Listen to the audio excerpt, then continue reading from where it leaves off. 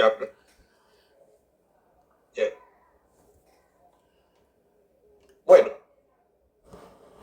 buenas tardes a todos. El día de hoy empezamos el capítulo de semiología respiratoria. Este es un capítulo muy interesante por la frecuencia de la patología respiratoria en la emergencia y en el hospital, básicamente, ¿no? Que constituye casi el 60% de la consulta en emergencia o en pacientes hospitalizados. Entonces, empezamos esta primera parte para detallar lo que es la anamnesis dirigida o la historia clínica dirigida hacia la parte respiratoria. Entonces, vamos a través del interrogatorio que le hacemos al paciente, hacer preguntas características de la enfermedad y los antecedentes del paciente. Eso básicamente debemos tener en cuenta. La historia clínica, como ustedes saben, es una historia que obligatoriamente la tiene que hacer el médico, es un documento médico legal. Entonces, siempre tener en cuenta en eso. Y el médico siempre, al realizar la historia clínica, tiene que tener una actitud de atención de esa historia clínica. La siguiente, por favor, Sebastián. ¿Escuchas? Tenerse en esta historia clínica que realizamos un orden, ¿no? La historia clínica, en general, se tiene que realizar en un ambiente que esté tranquilo, sin ruidos, y que no haya ninguna interrupción durante el interrogatorio. Muchas veces tenemos que recurrir a personas cercanas al paciente para completar esa información que queremos obtener. Y la finalidad de esta historia clínica es útil para la comprensión de la enfermedad. Es básico para comprender qué enfermedad o qué presunción diagnóstica podemos tener de ese paciente. La que sigue, por favor, Sebastián.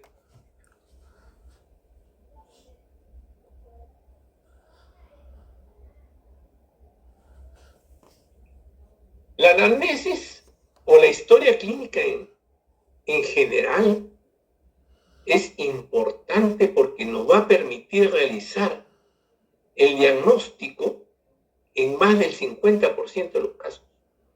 Realizando una buena historia clínica, podemos llegar a una aproximación del diagnóstico en un 50%. Nosotros como países en vías de desarrollo no contamos con tanta tecnología como los países avanzados, en los cuales recurren a exámenes auxiliares que son altos en costo, ¿no? Para poder llegar a un diagnóstico. Nosotros, con los pocos recursos que contamos, tenemos que aprovecharlos. Y uno de estos recursos es la historia clínica. La siguiente, por favor, Sebastián. Tenemos en la historia clínica la anamnesis directa, que la obtenemos del paciente directamente, los datos del paciente, la historia del paciente.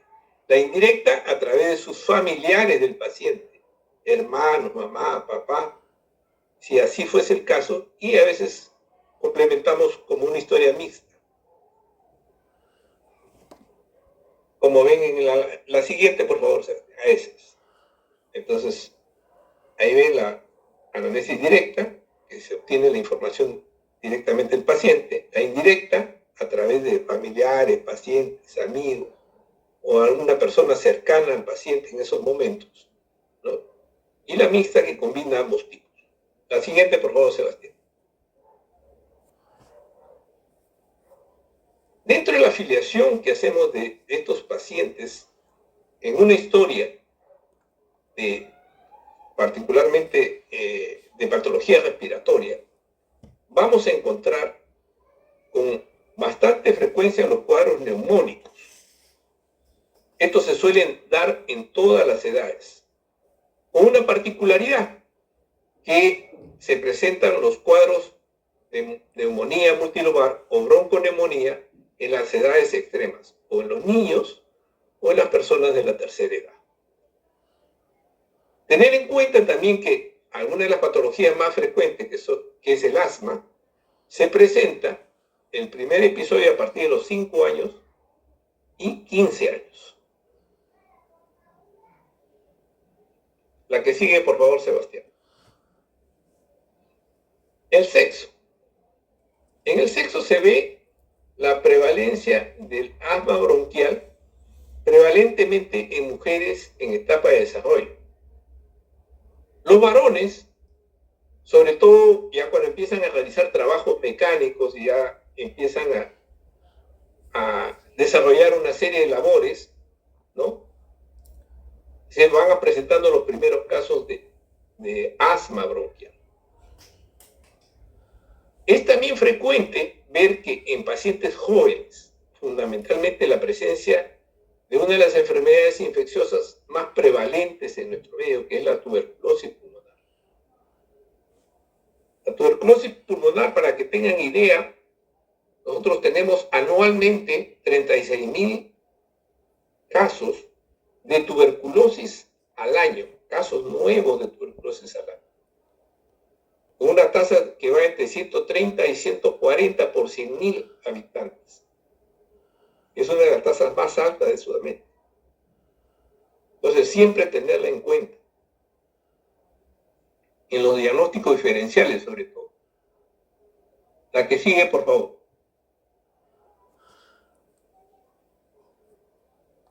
En la raza. Nosotros somos una raza básicamente mestiza, ¿no? Y es más frecuente la presencia de esta tuberculosis en la raza mestiza, más que en la raza blanca. Hay una prevalencia mayor de los cánceres o neoplasias de pulmón en las personas de raza blanca, más que en las personas de raza negra. La que sigue, por favor. La ocupación. De acuerdo a los diferentes tipos de trabajo, van a ser expuestos a una serie de noxas de las vías respiratorias. Los pacientes en general que trabajan o desarrollan su actividad en ambientes al aire libre son más expuestos a cuadros agudos de vías respiratorias, procesos respiratorios altos, bajos, cuadros bronquiales, ¿no? Cuadros neumónicos muchas veces. Aquellos que trabajan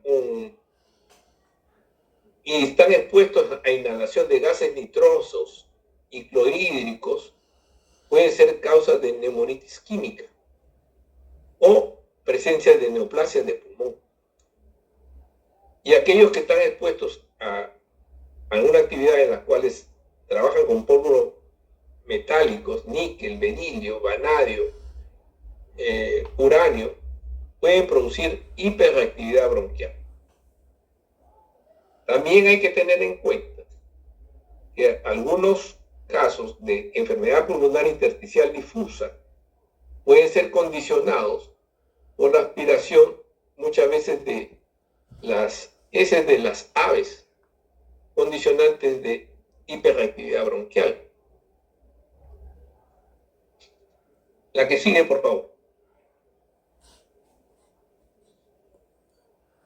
El cáncer pulmonar se presenta actualmente en todas las edades. Hay que muchas veces se diagnostica el cáncer pulmonar más del 95% en estados o estadios avanzados, 3A, 3B, 4. Son pocos, no llegan ni al 1% que se pueden detectar en estadios tempranos, en los cuales tendría una mejor expectativa de vida. Entonces, ahí hay que trabajar bastante en el diagnóstico precoz de neoplasias pulmonares. Se ha visto también que en el tiempo que habían esas fábricas que trabajaban con asbesto, la fábrica de Eternit, que hacían los tanques de agua, las planchas de Ternit, desarrollaban neoplasias a la larga sus trabajadores, presentando mesoteliomas 15 o 20 años después que habían de estar expuestos a este material de asbesto, motivo por el cual ya se retiró del mercado, pero sin embargo siempre se filtran algunos productos, ¿no? Como las pastillas para frenos de los autos que tienen asbesto, que no deberían haber, pero a veces ocurre. Y también nuestro país, eminentemente minero, está sometido a sus trabajadores a diferentes tipos de enfermedades respiratorias. La principal de ellas es la neumoconiosis por la aspiración del polvo de estos elementos, ¿no?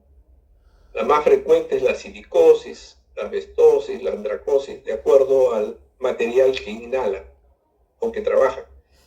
Condicionado muchas veces a que ellos no cuentan mayormente con las mascarillas especiales para su protección. La que sigue, por favor.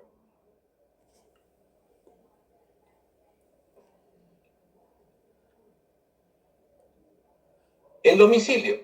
El domicilio es importante en la parte respiratoria, porque un país con alta prevalencia de tuberculosis, donde hay zonas prevalentes en las cuales usted ya haciendo el interrogatorio y detectando que viven en estas zonas, entonces acercar también esa presunción diagnóstica, pidiendo los exámenes de despunto, si tiene sintomático respiratorio, si hay alguien en la familia que tiene tuberculosis, porque ellos viven en hacinamiento, muchas veces no cuentan servicios básicos, ¿no? Agua, desagüe. Entonces, la zona del Cerro del Pino, Cerro San Cosme, Huaycán, son zonas prevalentes de tuberculosis pulmonar. También encontramos las zonas donde hay mayor frecuencia de cuadros alérgicos y asmáticos, los distritos que son pegados al litoral, al mar, Magdalena, San Miguel, el Callao, ¿no? Y otros condicionantes de zonas que presentan una contaminación ambiental alta, que no se le da mucha importancia, pero son condicionantes muchas veces de cuadros alérgicos. La que sigue, por favor. Dentro de los antecedentes patológicos tenemos las enfermedades sufridas en infancia, ¿no? Hay una buena proporción de niños en etapa de desarrollo hasta los 5 años de edad en la cual hay prevalencia de cuadros respiratorios. El principal de ellos es la bronquiolitis. Estos niños, sus bronquios están en etapa de formación. Entonces, tienen un calibre pequeño. Y esto es condicionante a que fácilmente, por las secreciones producidas por los cilios bronquiales, puedan producir algún tipo de obstrucción bronquial, ¿no? O roncantes, presencia de sibilantes, un cuadro parecido al asma bronquial. Pero la mayoría de ellos, llegadas o completado el desarrollo de la parte pulmonar y bronquial a los 6 años aproximadamente, desaparecen el 80-90% de esta sintomatología. Es frecuente en niños tener cuadros de neumonía multilobar o bronconeumonía, así como en las personas adultas, ancianas o en la tercera edad. La tuberculosis también va a dejar cicatrices, secuelas. La principal de ellas, aparte de la fibrosis, puede producir bronquiectasis, dilataciones bronquiales. Un cuadro recurrente de expectoración recurrente y cuadros infecciosos, producto de ella, o a veces sangrado de vías respiratorias por la bronquiectasis. En otras oportunidades producen la secuela de tuberculosis las cavidades en las cuales se alojan hongos el micetoma o aspergiloma, condicionante muchas veces de sangrado de vía respiratoria. Entonces hay que ver una serie de patologías, gente que viene de provincias, de las áreas de Ucayali, San Martín, que pueden tener enfermedades de tipo micosis, ¿no? Fundamentalmente. Hay que ver también si tiene prevalencia de que son fumadores pesados, entonces ya hay que determinar si hay presencia de enfermedad pulmonar obstructiva crónica, bronquitis crónica, ¿no? O enfisema pulmonar. Otras enfermedades condicionantes del tabaco. O muchas veces en las señoras del campo que trabajan con humo de leña, puede condicionar este tipo de enfermedad. La que sigue, por favor. En los antecedentes epidemiológicos hay que ver si el papá, los hijos, o sea, compañeros de trabajo, si han tenido antecedentes de tuberculosis, si hay antecedentes familiares de neoplasias dentro de la familia, los padres, los hijos, ¿no? Y tienen con ello a conllevar una cierta predisposición familiar a tener este tipo de neoplasias. Entonces, la que sigue, por favor.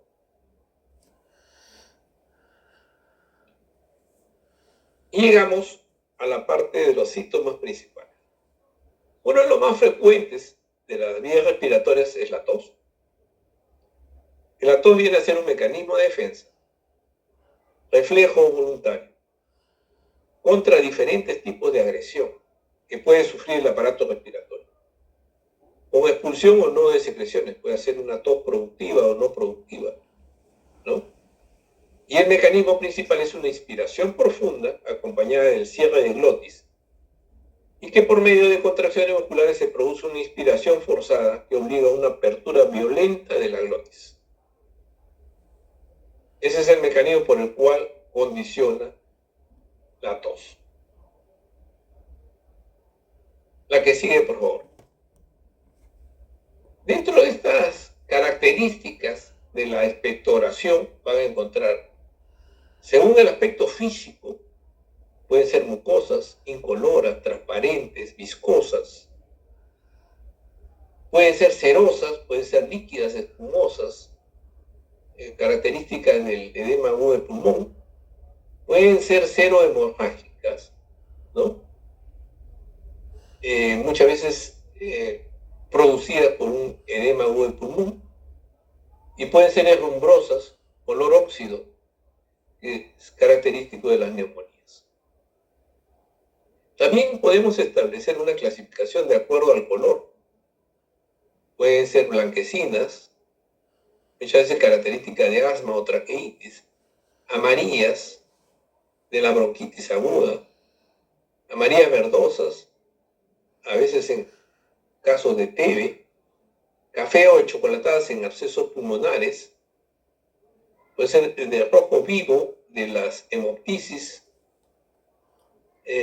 una compota de ciruelas producida por un infarto pulmonar, y o verdosas producidas por la pseudomonas. La que sigue, por favor.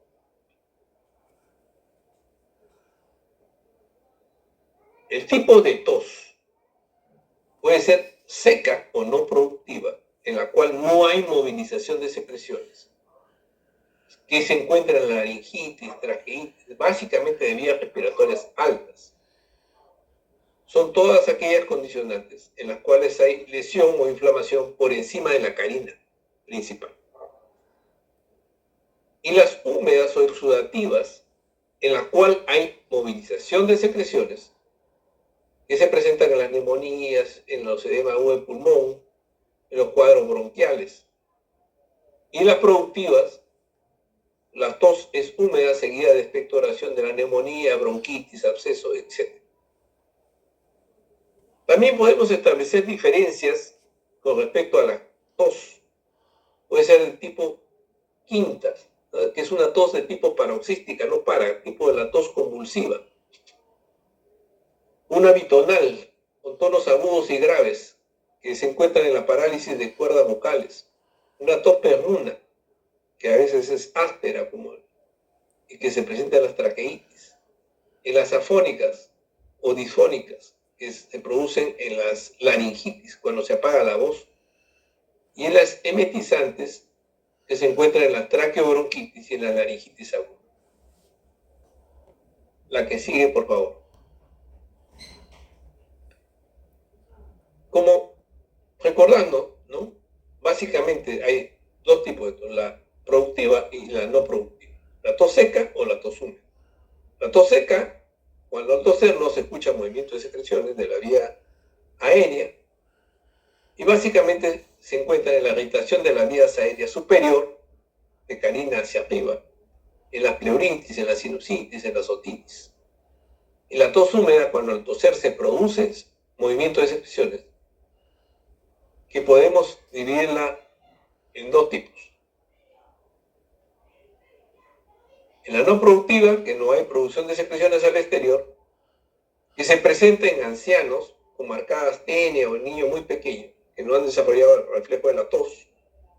Y las productivas, en las cuales se produce secreción al exterior. Hay bronquitis, en la bronquitis aguda, bronquitis crónica, neumonía, bronquiectasias, etc. Por la intensidad, ahí tienen leve, moderado e intensa, ¿no? La leve, muchas veces le encontramos una faringitis, faringoamidalitis, o una tos de tipo psicógena. Una moderada en una bronquitis aguda, crónica, en la traqueitis, y una intensa en la tos de tipo coqueluchoide, la tos convulsiva. Otro de los síntomas y signos que encontramos en la semiología respiratoria es la cianosis. La cianosis viene a ser la coloración azulada de piel y de las mucosas, que se observa cuando la concentración de la hemoglobina reducida es mayor o igual de 5 gramos por decilitro de sangre. Este valor se alcanza con facilidad en los poliglobúlicos y es muy difícil de alcanzar en los pacientes que tienen anemia severa.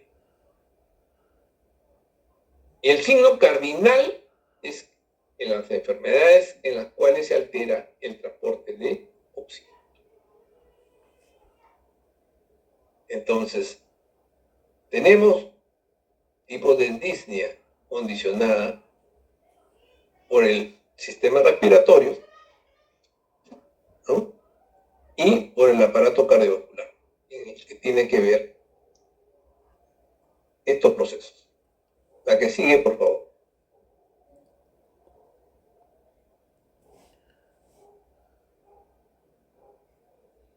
Esta disnea, el sistema respiratorio que obtiene el oxígeno del medio, lo distribuye al corazón para transportarlo por los vasos sanguíneos a los tejidos. Y es utilizado en las células que llega por difusión.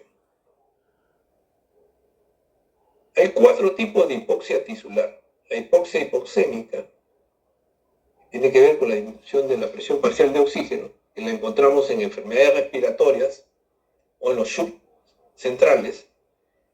La hipoxia anémica, la cual tiene que ver con la disminución de la hemoglobina, en las cuales se altera la curva de disociación de la hemoglobina. Encontramos en las hemoglobinas anormales por intoxicación por monóxido de carbono. Las hipoxias por éxtasis, que se encuentran en los shock hipovolémicos, insuficiencia cardíaca, taponamientos cardíacos. Y la hipoxia hipóxica, que se encuentra en la intoxicación por cianuro. La que sigue, por favor.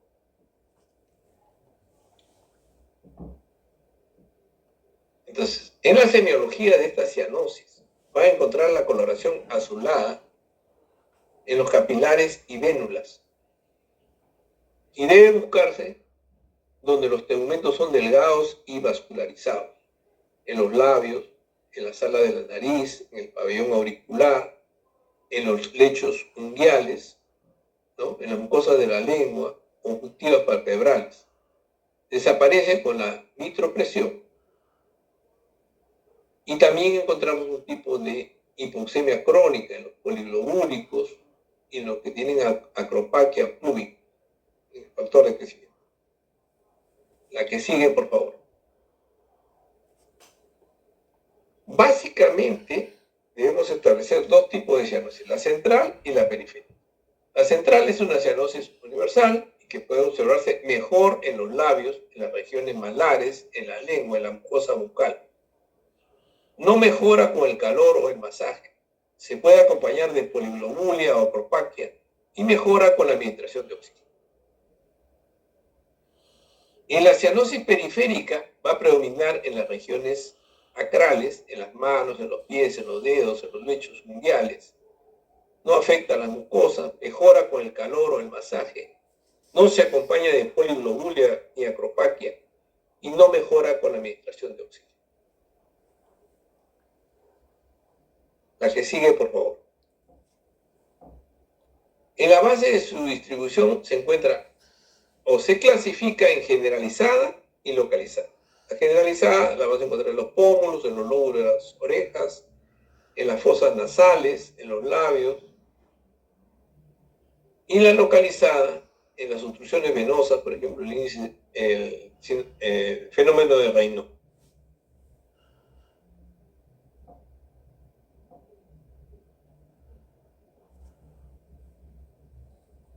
La cianosis central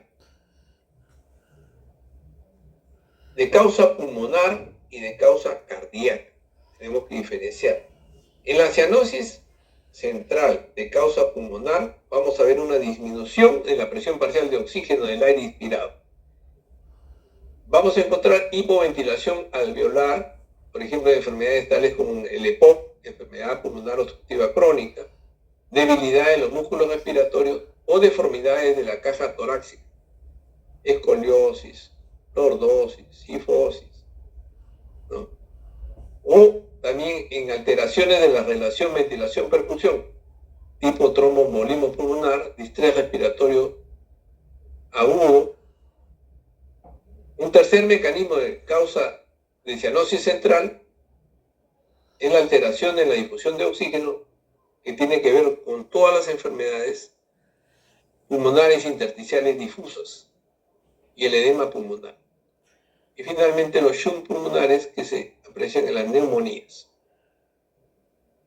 La cianosis central de causa cardíaca, condicionada por cardiopatías con presencia de shunt de derecha a izquierda, tipo tetralogía de Fallot. También la encontramos en una serie de enfermedades congénitas tipo comunicación interauricular, interventricular, ductus arterioso persistente con hipertensión pulmonar. La que sigue, por favor. La cianosis periférica. Las alteraciones que favorecen el aumento de la extracción periférica de oxígeno se relacionan con la disminución de la velocidad circulatoria, básicamente. Lo encontramos en la insuficiencia cardíaca derecha, en la vasoconstricción con exposición al frío, el fenómeno de Raynaud, algunas drogas que condicionan efectos vasoconstrictor, como la ergotamina, en las arteriopatías obstructivas y en las obstrucciones venosas. La que sigue, por favor.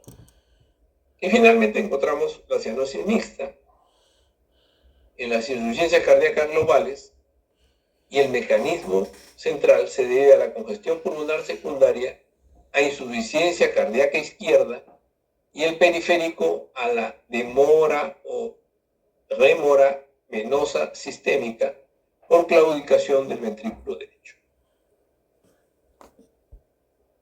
La que sigue, por favor. Ahí tenemos. Las cianosis localizadas reconocen una causa periférica. Las cianosis generalizadas pueden reconocer una causa periférica o central. La existencia de cianosis en la mucosa yugal y lingual induce a considerarla de causa central. En el ductus arterioso persistente con hipertensión pulmonar puede observarse cianosis diferencial de los miembros inferiores en relación a los miembros superiores de coloración normal. La cianosis de una extremidad que disminuye con la elevación o el calentamiento de la misma sugiere claramente un mecanismo periférico en la producción de esta cianosis. La que sigue, por favor. Ahí tenemos un esquema en el cual se realiza un algoritmo de diagnóstico de la cianosis. Localizada, generalizada, ¿qué es lo que tienen que hacer? De manera esquemática. La que sigue, por favor. El otro síntoma principal que vamos a encontrar en el aparato respiratorio es la disnea. Esta disnea viene a ser la sensación subjetiva de dificultad respiratoria.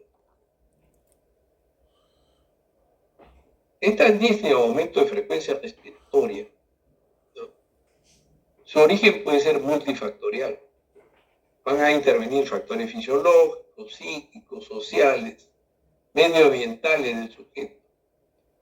Hay que distinguir, la disnea aguda se define como un inicio en horas, en días, y la disnea crónica se presenta en síntomas que tienen una evolución de más de 3 semanas. En la parte clínica nosotros tenemos que ver, en primer lugar, y diferenciar si esa disnea es de tipo respiratorio o de tipo cardiovascular, para que nos ayude en su diferenciación. Acá tenemos un esquema práctico de evaluación clínica. Entonces, tiene que hacer una historia clínica detallada, en la cual tienen que cuantificar la disnea. Simplemente, cuando realizan ustedes una historia, van a explicar a través del relato clínico, ¿no? La disnea, si la presentan al caminar una cuadra, media cuadra, 10 cuadras, al momento de estar sentado, al momento de estar haciendo alguna actividad, para determinar qué grado de disnea tiene, leve, moderado o severo. Entonces, en ello jugamos la edad del paciente, qué tipo de profesión tiene. Hay que indagar sobre los antecedentes personales y los síntomas acompañantes de esta disnea. Y al examen físico vamos a encontrar muchas veces fiebre, hipotensión, taquicardia, cianosis, edemas de miembros inferiores, arritmias, soplos, ¿no? Uso de músculos accesorios. Entre la anamnesis y el examen físico que ustedes realizan, van a obtener el 75% del diagnóstico.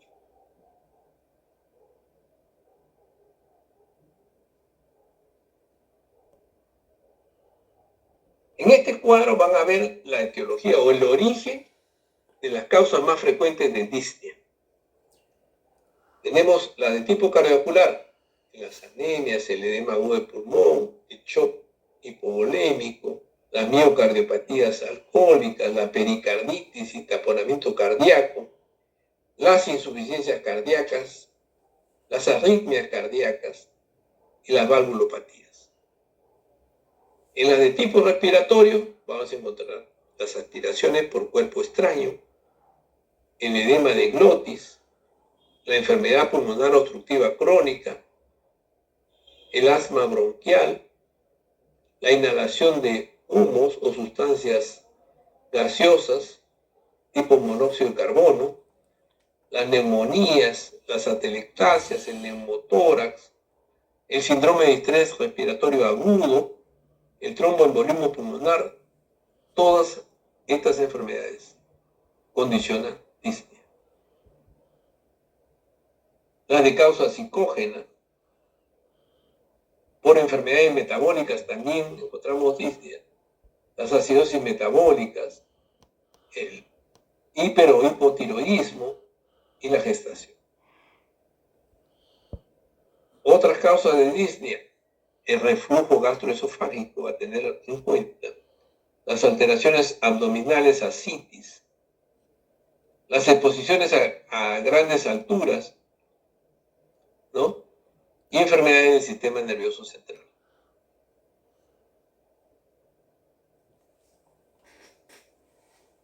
Acá tenemos una clasificación y cuantificación de la disnea, según el mecanismo fisiopatológico.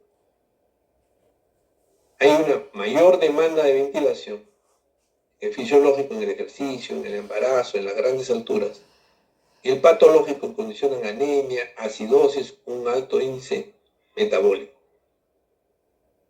La mecánica normal del pulmón o de la pared torácica va a condicionar o es condicionada por obstrucción de las vías aéreas tipo asma o EPOC, por volumen pulmonar reducido tipo fibrosis pulmonar, derrame pleural, neumotórax, alteraciones de la ventilación perfusión en edema de pulmón, atelectasia, neumonía, o patologías neuromusculares de tipo distrofia muscular, alteraciones del sistema nervioso o deformaciones esqueléticas. Según la evolución, tenemos disnea aguda, disnea súbita y disnea crónica. En disnea aguda diferenciamos la de origen pulmonar o de origen extrapulmonar.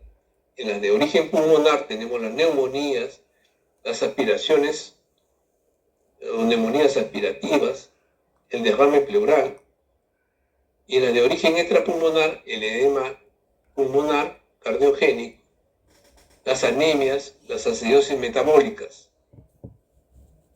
En cuanto a las líneas súbitas, tenemos también las de origen pulmonar y la de origen extrapulmonar. La de origen pulmonar, tromboembolismo pulmonar, neumotórax, línea paroxística nocturna, broncoespasmo. Y la de origen extrapulmonar, infarto agudo de miocardio, las anginas, la hipoventilación por ansiedad. En las líneas crónicas, aquella línea que tiene más de 3 semanas de evolución, encontramos las enfermedades pulmonares obstructivas y restrictivas, condicional de esta línea crónica. Entre las obstructivas tenemos el enfisema pulmonar, la bronquitis crónica, el asma bronquial, y en las restrictivas tenemos la enfermedad pulmonar intersticial difusa, la deformidad de pared torácica, la paquipleuritis, la parálisis frénica y otras condicionadas por hipertiroidismo, anemia, insuficiencia cardíaca o enfermedades del sistema nervioso central. Hay escalas para valorar esta disnea. La disnea cardíaca tiene su escala y la disnea respiratoria tiene su escala. Según la escala para disnea cardíaca tenemos clase 1, ¿no? Ausencia de síntomas con la actividad habitual. La clase 2, síntomas con actividad moderada. Clase 3, síntomas de escasa actividad. Y la clase 4, síntomas en reposo. En cuanto a la disnea respiratoria, que es la que más nos compete, tenemos la de grado 0, hay ausencia de disnea. La grado 1 es una disnea al andar deprisa, al subir una cuesta poco pronunciada. La de grado 2, hay una incapacidad de mantener el paso de otras personas de la misma edad, caminando normal y condicionando dificultad respiratoria.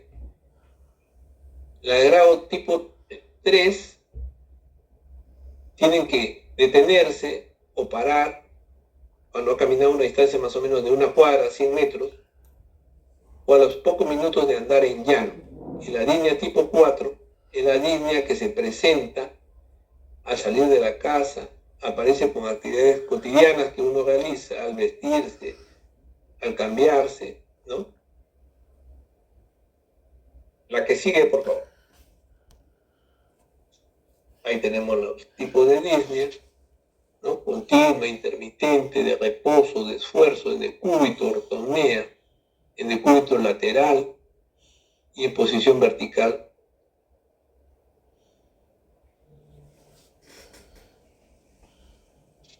¿Cómo le damos o cómo podemos enfocar estas disneas? El manejo clínico que le damos a la disnea aguda respiratoria.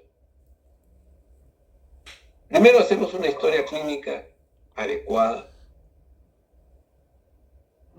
¿no? En las cuales valoramos una serie de enfermedades condicionantes de esta disnea. Tenemos que realizar un buen examen clínico, tenemos que realizar pruebas complementarias, una espirometría, ¿no? Tenemos que tomar gases arteriales, una oximetría de pulso, una radiografía de tórax, un electrocardiograma, ¿no? Y dar el tratamiento de acuerdo a la etiología que tiene el paciente. ¿Qué criterios de gravedad presenta la disnea aguda? Cuando hay presencia de al menos uno de estos siguientes criterios: trastorno del sensorio, agitación psicomotriz, cianosis, signo de mala perfusión tisular, imposibilidad de toser o hablar, hay tiraje intercostal, hay uso de músculos accesorios, incoordinación tóraco-abdominal, frecuencia respiratoria alta. Entonces, todos estos son condicionantes, son criterios de gravedad de la disnea aguda.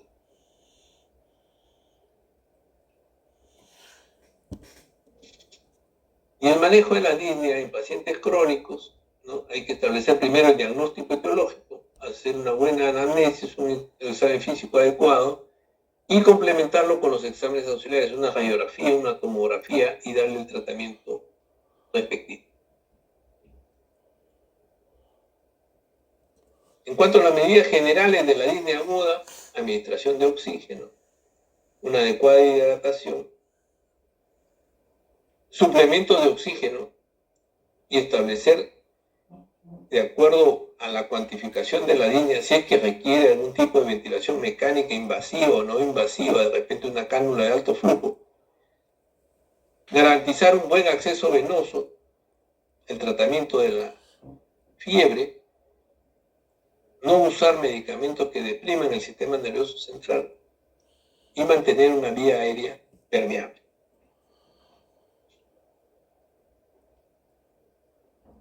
¿Qué medidas específicas de la disnea aguda? Si hay una obstrucción de la vía aérea, hay que extraer el cuerpo extraño. Si hay presencia de infección, hay que dar el antibiótico adecuado con los cultivos que se requieran. Si hay presencia de broncoespasmo, hay que utilizar broncodilatadores, antiinflamatorios, corticoides, todo lo que se requiera. Si la disnea es condicionada por insuficiencia cardíaca, diuréticos, vasodilatadores, ¿no? Si hay una hiperventilación psicógena, respirar en una bolsa de plástico. Y si hay presencia de tromboembolia pulmonar, muchas veces requiere que se le dé una anticoagulación. Gracias. Esta es la primera parte de la